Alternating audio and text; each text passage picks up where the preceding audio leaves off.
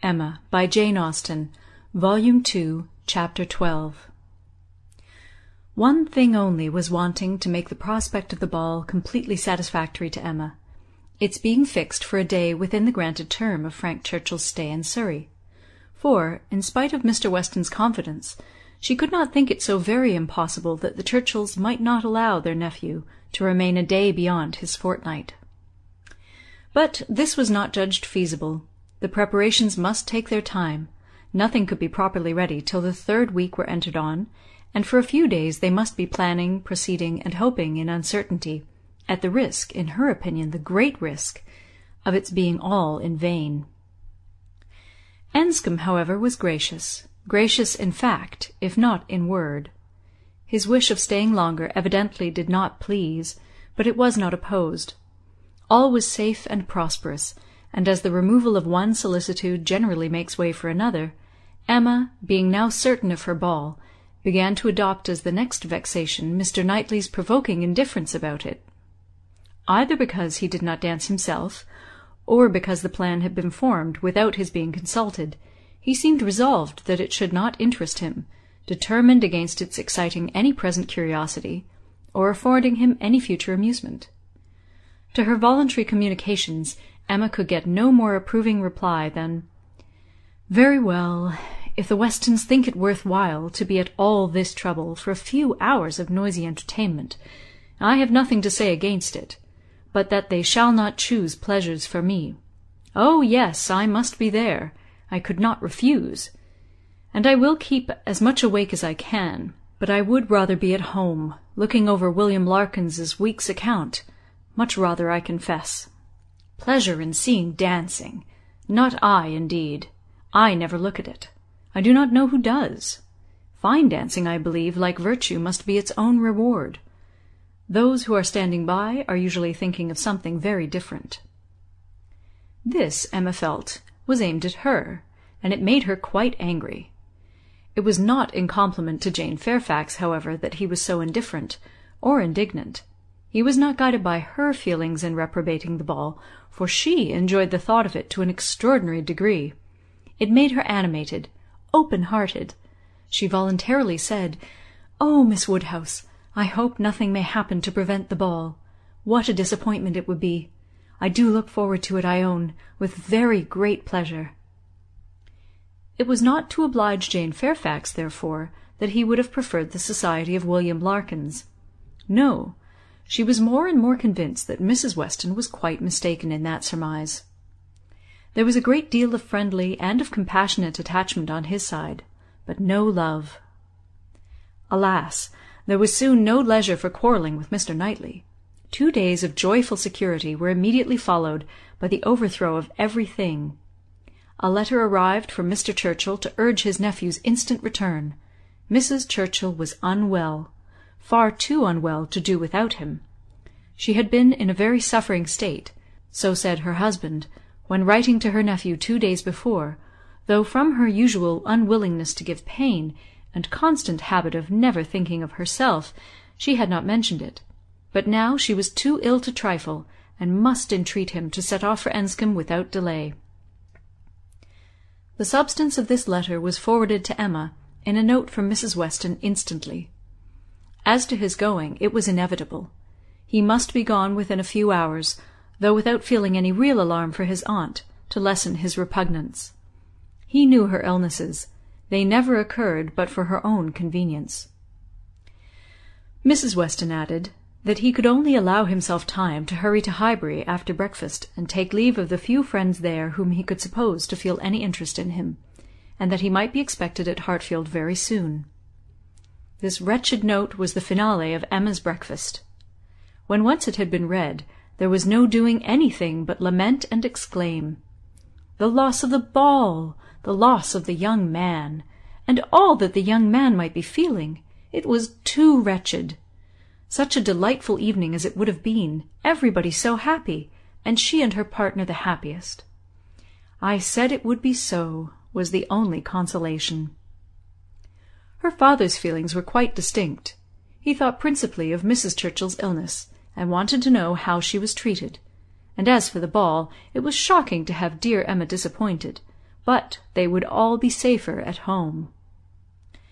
Emma was ready for her visitor some time before he appeared, but if this reflected at all upon his impatience, his sorrowful look and total want of spirits when he did come might redeem him.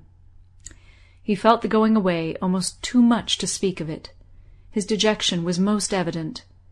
He sat, really lost in thought for the first few minutes, and when rousing himself it was only to say, "Of all horrid things, leave-taking is the worst." "But you will come again," said Emma. "This will not be your only visit to Randalls."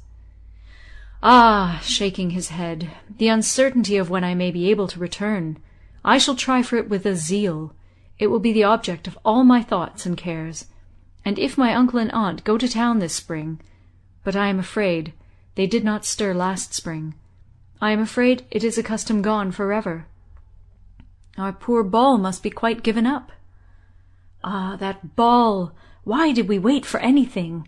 Why not seize the pleasure at once?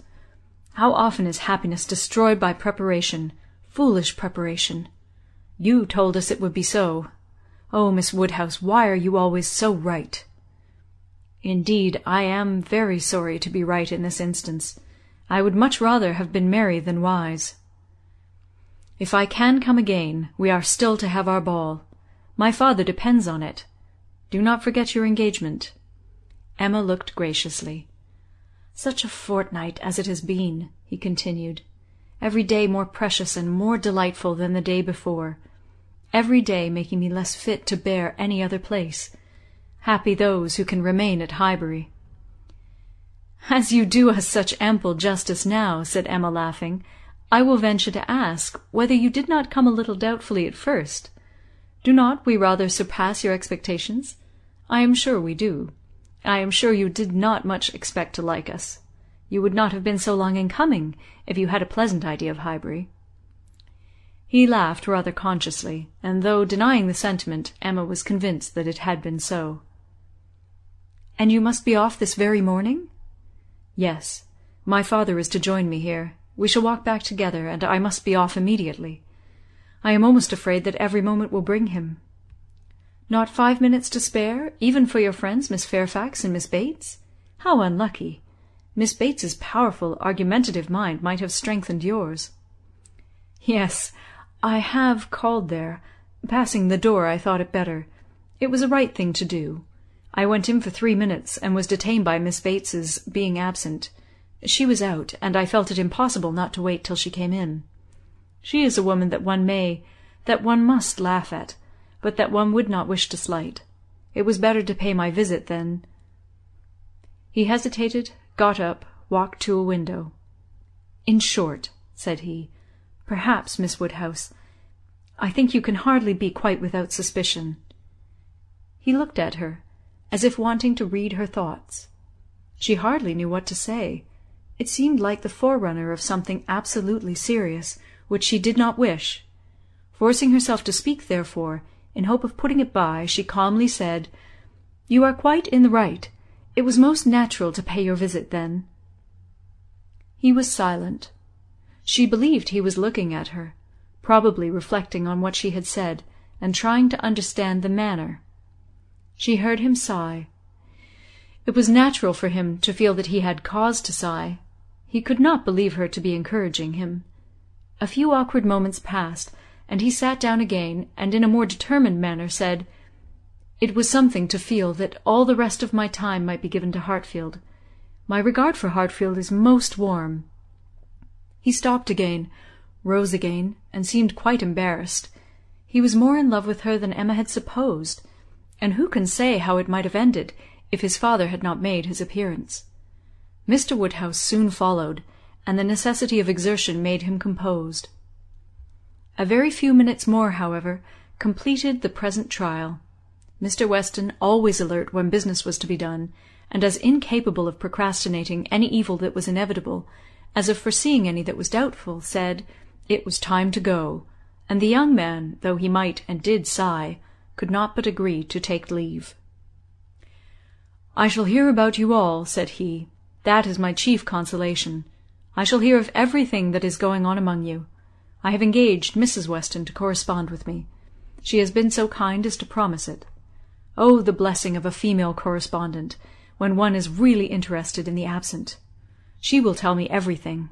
In her letters I shall be at dear Highbury again." A very friendly shake of the hand, a very earnest good-bye closed the speech, and the door had soon shut out Frank Churchill. Short had been the notice, short their meeting. He was gone, and Emma felt so sorry to part, and foresaw so great a loss to their little society from his absence, as to begin to be afraid of being too sorry, and feeling it too much. It was a sad change.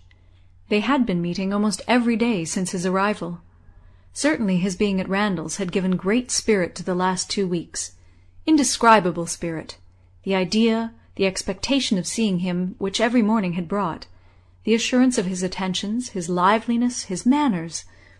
It had been a very happy fortnight, and forlorn must be the sinking from it into the common course of Hartfield days. To complete every other recommendation, he had almost told her that he loved her. What strength, or what constancy of affection he might be subject to, was another point.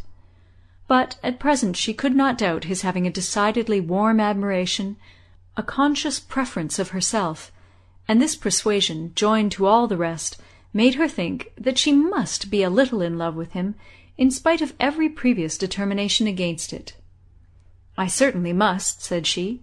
"This sensation of listlessness, weariness, stupidity, this disinclination to sit down and employ myself, this feeling of everything's being dull and insipid about the house, I must be in love. I should be the oddest creature in the world if I were not, for a few weeks at least. Well, evil to some is always good to others. I shall have many fellow mourners for the ball, if not for Frank Churchill, but Mr. Knightley will be happy. He may spend the evening with his dear William Larkins now, if he likes." Mr. Knightley, however, showed no triumphant happiness. He could not say that he was sorry on his own account. His very cheerful look would have contradicted him if he had. But he said, and very steadily, that he was sorry for the disappointment of the others, and with considerable kindness added, "You, Emma, who have so few opportunities of dancing, you are really out of luck. You are very much out of luck." It was some days before she saw Jane Fairfax, to judge of her honest regret in this woeful change, but when they did meet, her composure was odious. She had been particularly unwell, however, suffering from headache to a degree which made her aunt declare that had the ball taken place she did not think Jane could have attended it, and it was charity to impute some of her unbecoming indifference to the languor of ill health.